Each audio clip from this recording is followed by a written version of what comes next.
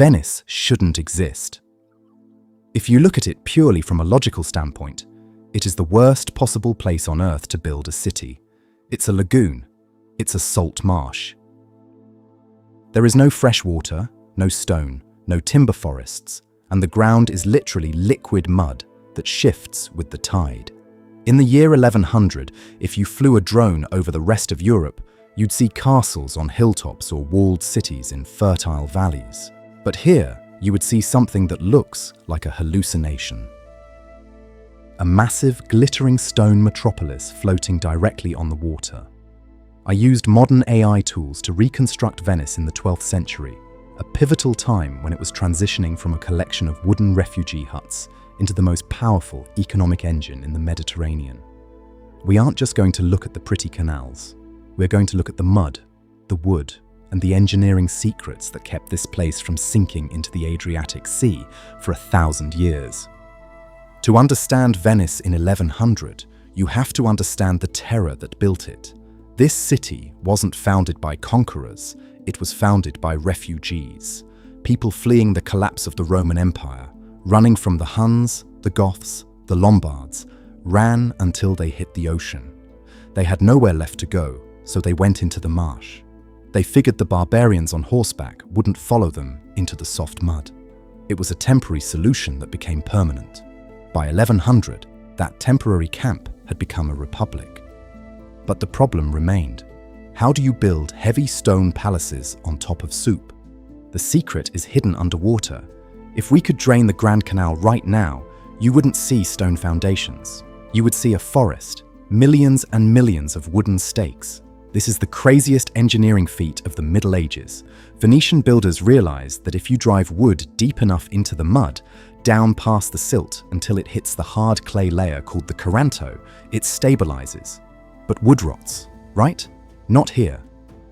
Because the mud is so dense and the wood is so deep underwater, there is no oxygen. Without oxygen, bacteria and fungi can't survive to eat the wood. The wood doesn't rot, it petrifies. It essentially turns into stone.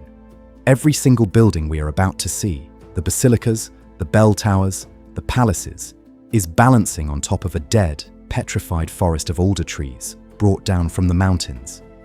It is a city built on stilts, hovering over the abyss. Let's start at the heart of the beast, Piazza San Marco. In 1100, this didn't look like the paved open drawing room we see today. It was smaller, grittier. A canal actually cut right through the middle of it, the Rio Battario, separating the church from the rest of the square.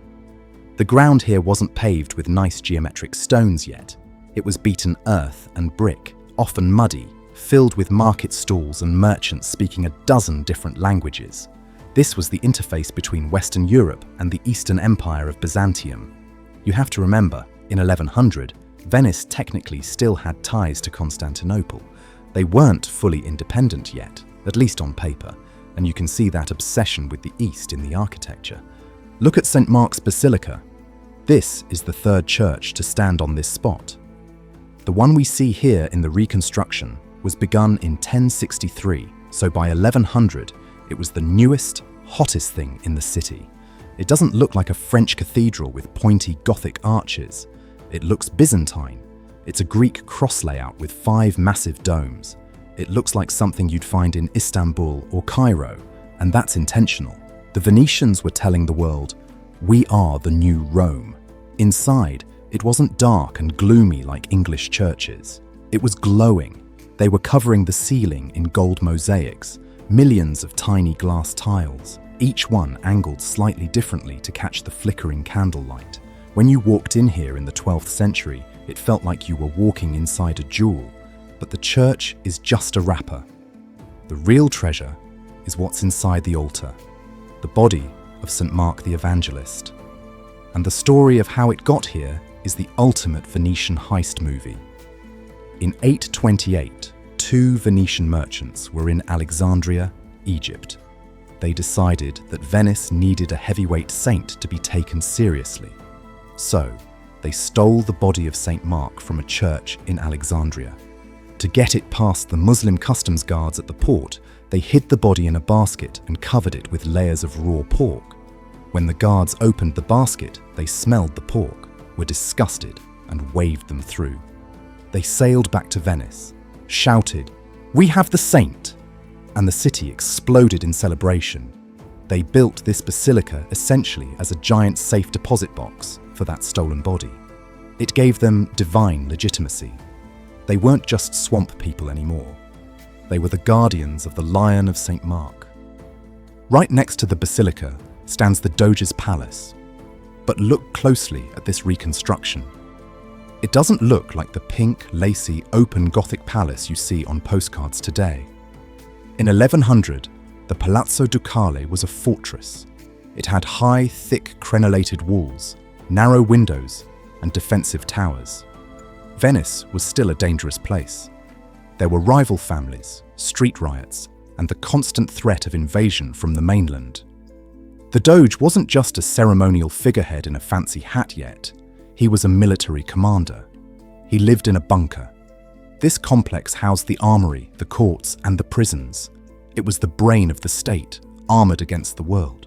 Tucked away behind the grandeur of the square is one of the most famous bridges in the world, the Ponte dei Sospiri, or the Bridge of Sighs.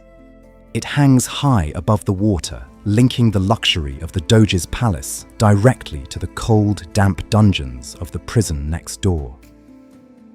The legend says that prisoners would pause here to sigh as they caught their final glimpse of beautiful Venice through the tiny stone windows before going down into the darkness forever.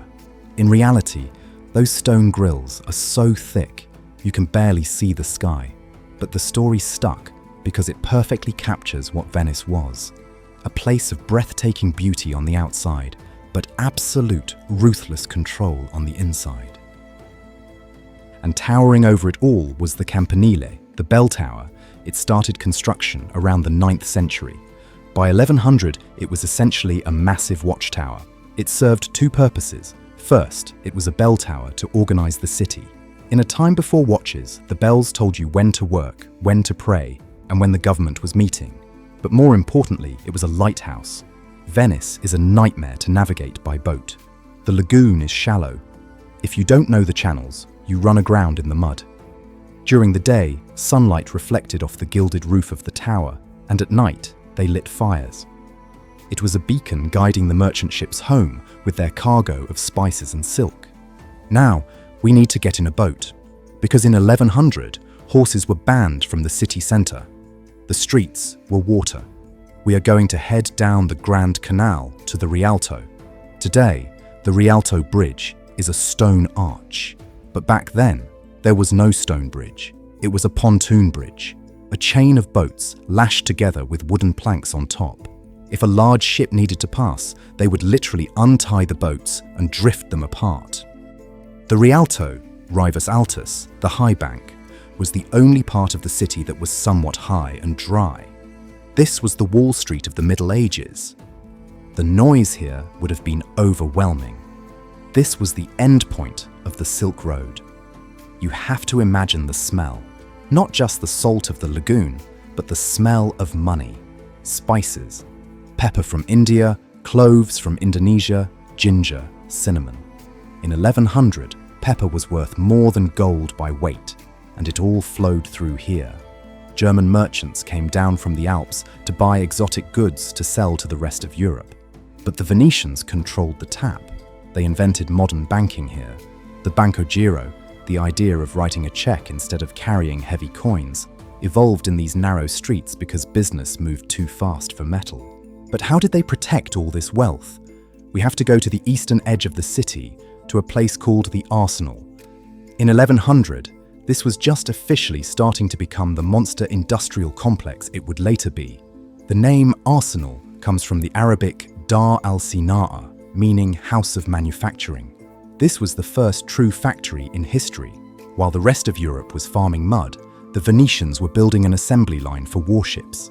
They had a system where a galley would float down a canal, and at each station, workers would add a part. Station 1, the keel. Station 2, the ribs. Station 3, the planking. Station 4, the masts.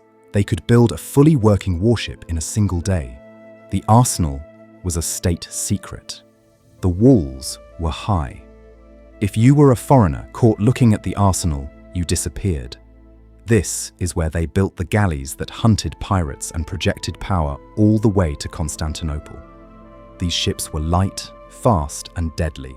They didn't rely on wind, they relied on oars. Hundreds of men rowing in perfect unison. In the shallow waters of the Lagoon or the coastal islands of Croatia, a Venetian galley could outmaneuver anything. But let's step off the warship and look at a regular house. What was it like to actually live here? In 1100, most houses were still made of wood with thatched roofs. This was a massive problem. Fire was the terror of Venice. If a candle tipped over, a whole island could burn. You can see in the Reconstruction that stone is starting to appear on the ground floors, warehouses for goods, but the living quarters above were timber. It wasn't until later fires that the government essentially forced everyone to switch to brick and stone. And here is the biggest irony of Venice. Water everywhere, and not a drop to drink. The water in the canals is salt water. You can't drink it. You can't farm with it. So how did 100,000 people survive? They turned the entire city into a sponge. Look at the center of any public square, a campo. You see a stone wellhead, but it's not a well drilled into the ground, because if you drill down, you just hit salt water. It's a cistern. Underneath the paving stones of the square, they dug out a massive bowl, lined it with waterproof clay, and filled it with river sand. They slanted the pavement of the square towards the center. When it rained, the water would run into drains, filter through the sand, which cleaned it, and collect in the cistern.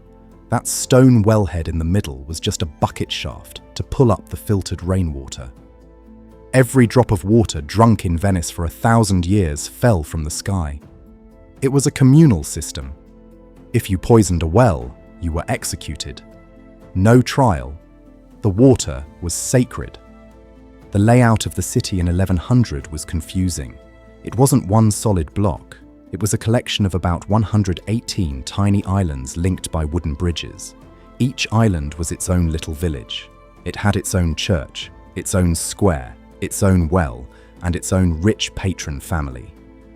You didn't say, "I'm Venetian."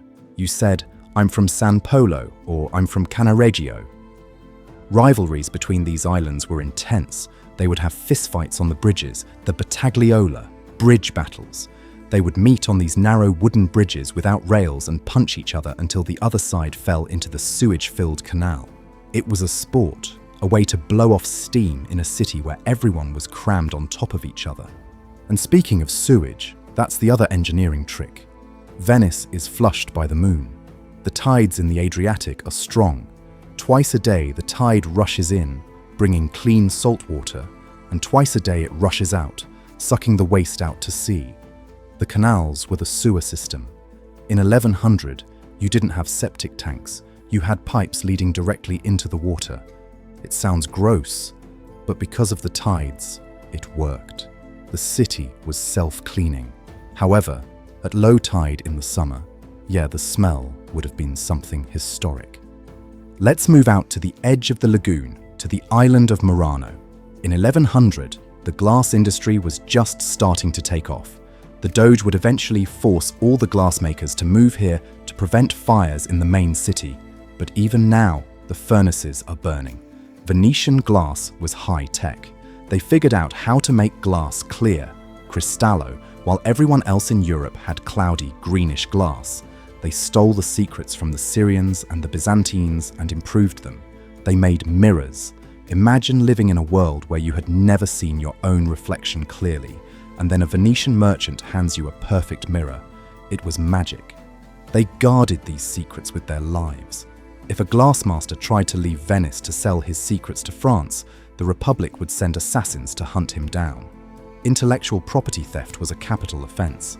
But the real lifeblood of the city wasn't glass or even spice, it was salt. In the southern part of the lagoon, they had massive salt evaporation ponds. In the Middle Ages, salt was the only way to preserve food. If you wanted to eat meat in the winter, you needed salt. Venice had a monopoly. They sold salt to the mainland and they taxed it heavily. That phrase, "worth his salt," it comes from this era. The initial fortune of Venice, The money that built the first stone palaces came from evaporating seawater. As we look at the skyline of 1100, we notice something missing. The gondolas. You don't see the sleek black asymmetrical boats we know today. The boats back then were different, colourful, wider, often covered with silk canopies to hide the passengers. The law forcing them all to be painted black to stop people from showing off their wealth wouldn't pass for another few centuries. There was also a darkness to this time. Venice was a hub for the slave trade. They captured people from the Dalmatian coast. The word slave comes from Slav, and sold them to the markets in Alexandria and Constantinople. They sold timber and iron to the Islamic world in exchange for silk and spices, even when the Pope told them not to. The Venetians had a saying, "We are Venetians first, Christians second." Business was business. If the Saracens had money, the Venetians had goods. This pragmatism is what made them rich, but it made the rest of Europe look at them with suspicion. By 1100, the city was gearing up for its biggest gamble yet. The Crusades were starting. Venice realized they could rent their navy to the Crusaders. You want to go liberate Jerusalem? Sure, we can take you. But it'll cost you 85,000 silver marks, and we get half of everything you conquer. This mercenary mindset would eventually lead them to hijack the Fourth Crusade and sack Constantinople itself 100 years later due to the greed of Doge Enrico Dandolo, and they ended up stealing the 4 bronze horses that stand on St. Mark's today. But here in 1100, that hasn't happened yet. They are still the scrappy upstarts, the swamp rats who learned to build palaces. Standing on the wooden docks of the Rialto in 1100, watching the sunset hit the water, you would feel a strange energy. The land is unstable, the water is rising, the politics are cutthroat. But there is a sense of destiny. They took the worst piece of real estate in the world and turned it into a machine for printing money. They conquered the ocean because they had no land. This reconstruction shows us a city in adolescence. It's rough. It smells of tar and unwashed bodies and exotic spices. It's a construction site. Piles are being driven, stone is being unloaded, gold is being hammered into ceilings. It is the moment when the wood turned to stone, the moment when the refugees stopped running and started ruling. Thank you so much for watching. Also, if you're into learning cool stuff but don't want to sit through long, boring lectures, I actually built an app called Paladin. It teaches history in quick 5-minute interactive sessions, kind of like Duolingo but for history. If that sounds interesting, check it out.